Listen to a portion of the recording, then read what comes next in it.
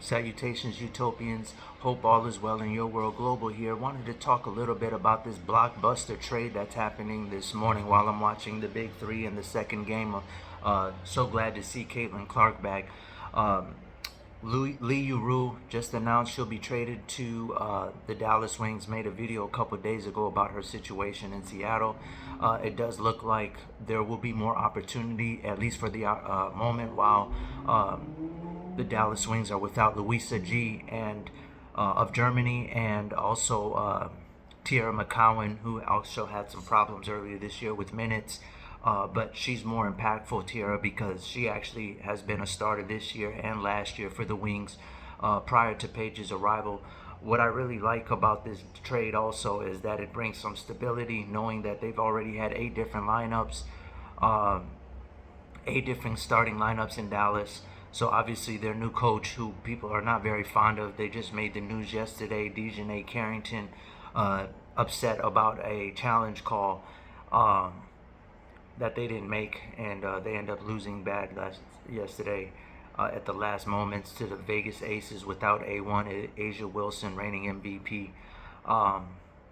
Game got really stripped right up underneath their hands. Their core now is Paige Beckers, Erica Goumier, Dejanay Carrington, and Nalissa Smith. Natisha Hines Allen is still there, a little undersized 5 who can guard multiple positions, physical, tough, gifted scorer, but serviceable scorer, not gifted, but serviceable. Lee provides them obviously that pure paint. If you go look my old video, I said my last video, great post scorer, can draw a double on her own and not from the perimeter, which is great. The problem that it's going to be right now is obviously, and that's fine in the interim while their 2 starting bigs or 2 key bigs are out overseas.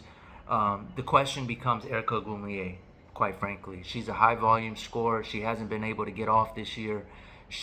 With Paige there, they run a very sophisticated offense. Paige is a very controlled, protect the ball type of PG who can play 1 through 3. That's where you differentiate for her from Kaylin. A lot of people look at Kaylin and say, oh, Kaylin, they're 2 different type of players. Kaylin's an explosive, get them off, might be a little, but very, very high up tempo. Paige can be a really good half court facilitating type of PG when she needs to be, but she can play point guard, shooting guard, point forward, whatever you want.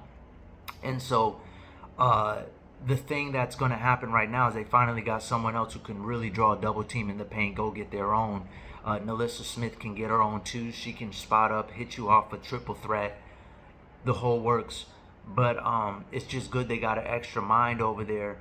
But Erica is going to be the question. I think this is the last ditch effort before they get her moved up out of there and send her somewhere, maybe like the Aces, that could use someone who can just shoot a high volume amount of shots, high energy pitbull, because obviously this is Paige's team. It's just a matter of when. Dejanay Carrington's a 2-way player. It is probably gonna have to find somewhere that's a little bit more needy of a high volume score than what the Dallas Wings need at this moment. I expect Dallas to be more precise, let me be very clear. This current coach they have there, I don't think he'll be there much longer, whether it's at the trade deadline, end of the year, some point, he's getting fired unless, they're just doing something over there. I have no clue.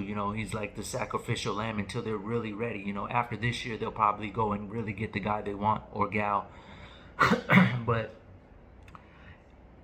this is a good trade. It's a great trade from the standpoint they gave up a second and a third. We all know a lot of teams this year didn't even keep their draft picks.